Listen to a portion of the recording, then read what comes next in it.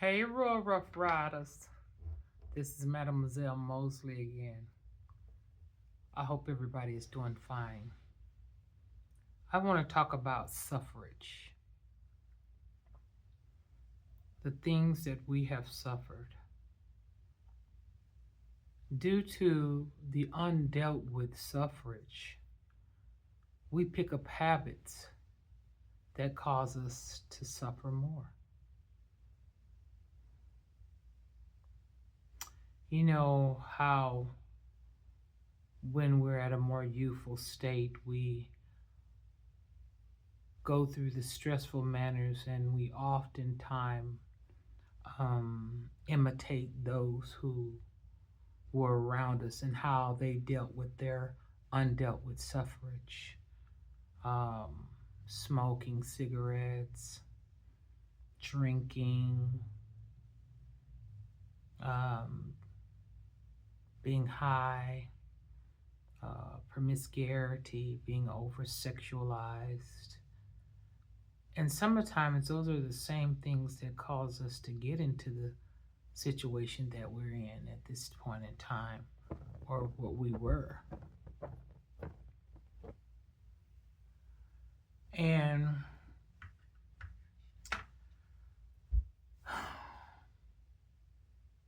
we'll even allow it sometimes to take us to the last days of our lives because we're suffering from the things that we haven't dealt with, and it ends up dealing with us. See, the energy we carry, the energy of suffering, we attract the things that cause us to suffer.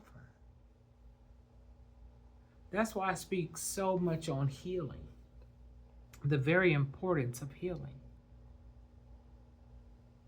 It's very important to heal. Because when you are healed, there is no place for the spirit of suffrage to occupy. See, when you heal yourself from suffrage, the suffering that you've experienced, there's no room for it to occupy because you've healed. You might say to yourself, why do I keep drawing these type of people to me that causes me to suffer? The reason why you draw those people who cause you suffering is through the spirit of suffrage that occupies you, and you draw from your well. Just like if you go to a well and you pull up water, you only can get the water that occupies that well.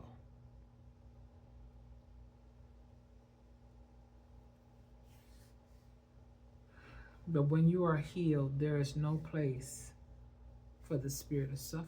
You will not tolerate it because there's no room for the toleration of the spirit of suffrage.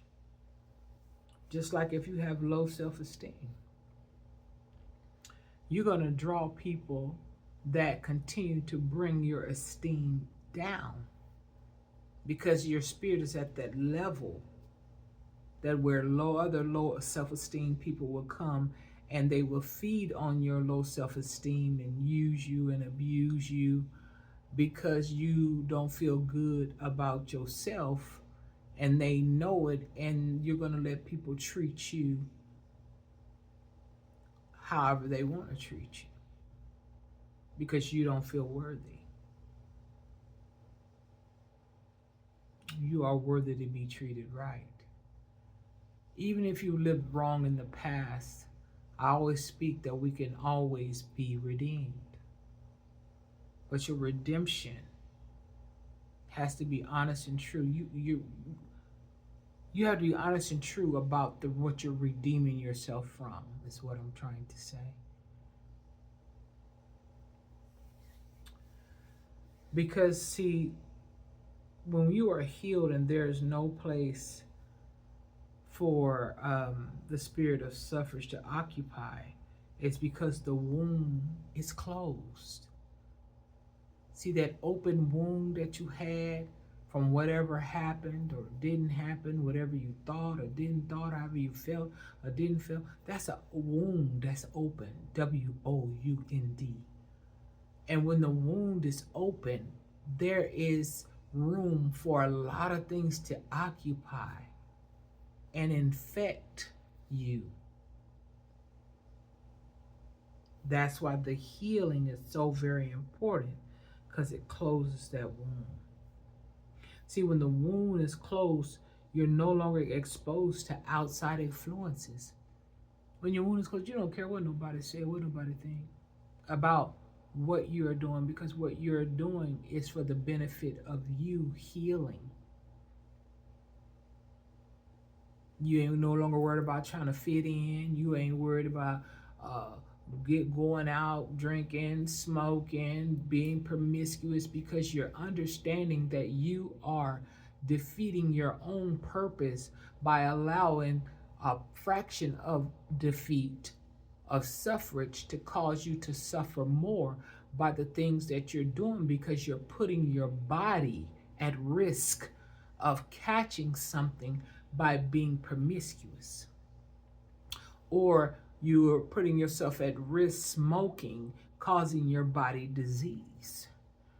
You're also putting yourself at risk drinking too much, causing your body to have disease as well. But the thing about it is, the point of it is being that you suffered, the things that you do to cover the suffering that you suffered, at the end will cause you to suffer even more.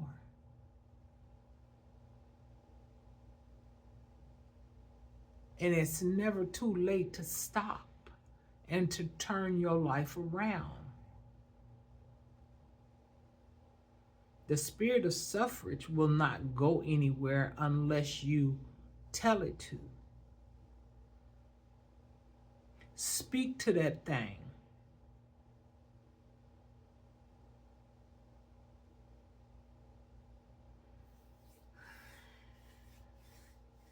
So being that the wound is closed and you're no longer exposed to outside influences, because you have the power to resurrect yourself from all those dead things.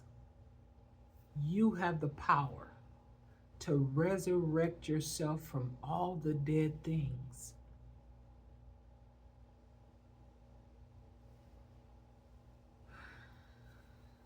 All of them that had you bound in your life. I've heard a lot of people say, I've been smoking since I was 13. I've seen it happen so many times that people suffer from the thing, that the habit that they pick up due to their suffrage. And it takes them to the end of their life suffering. That's why you got to heal, and you will no longer allow, or you will wake up to what it is that's causing you to do what it is that you are doing. And it's only you being truthful and honest with yourself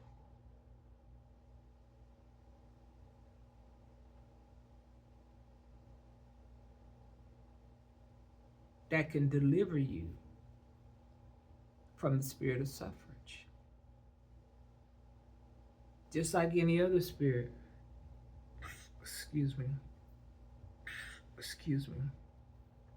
that we that attaches itself to us through the things that's happened to us. I always talking about things that happened to us before we knew it was us. That's how it get on us, and that's why we think it is us. Because before we knew it was us, it was attached to us through something that happened to us. I had to go through it too. I had to do a lot of detachment from things that had attached themselves to me through people who have done or said something to me while I was growing up.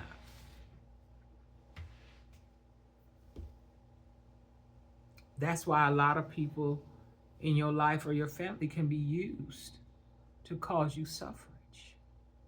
It's basically like anybody you love. If you're not wide awake to what's going on in this world, they can use anybody the spirits that attach to them can use you to continue to keep you at the low spiritual aspect that you're at. Now, there are some people in some families that lift people up, that's high spirited, that live right, that talk right, that walk right, that just live totally right. I'm not speaking to those. Y'all keep on doing right. Y'all keep on living that life. But I'm just letting some people know that some people in your family is the ones that's keeping you bound. Because when you try to change, they like, so you think you better than me? No, I want to do better. I don't want my life to end up the way everybody else's life has ended up.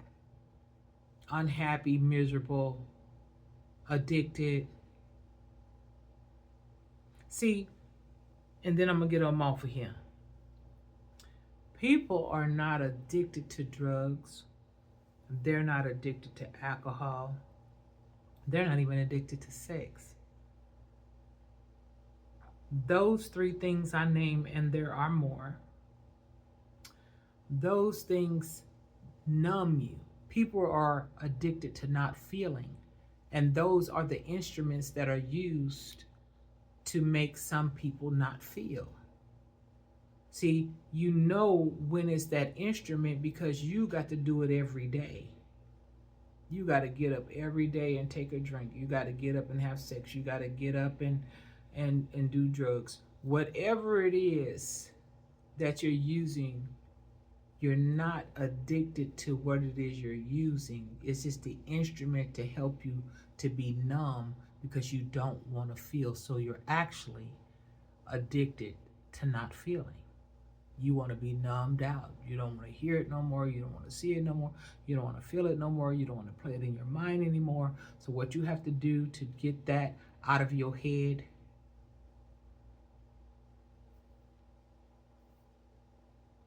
that's what you do.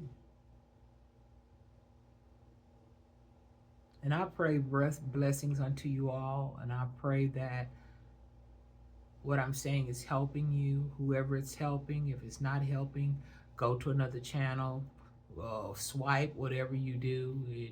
It is what it is. And I'm here for those who want what I got. If you don't want what I got, then you know there's so much more out there. And if this video does not fit you, I have many, many more that you can go and check out, and maybe it'll be a blessing unto you. I hope so. And until next time, get it before it gets you. I'm out.